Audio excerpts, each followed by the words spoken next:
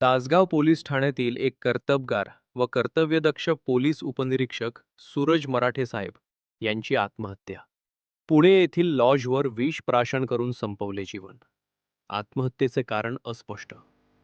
याबाबत माहिती अशी की सूरज मराठे हे नुकतेच तासगाव येथे पोलीस उपनिरीक्षक म्हणून रुजू झाले होते. स्वभावाने शांत व कर्तव्यदक्ष पोलीस अधिकारी म्हणून त्यांची ओळख होती. ते अविवाहित होते. सध्या ते 10 दिवस रजेवर होते. त्यांनी पुणे येथील लॉजवर विष प्राशन करून आत्महत्या केल्याचे समोर आले आहे. आत्महत्येचे कारण अस्पष्ट असून पोलीस तपास करत आहेत. तासगाव लाईव्ह न्यूज मराठीसाठी प्रतिनिधी राज चव्हाण.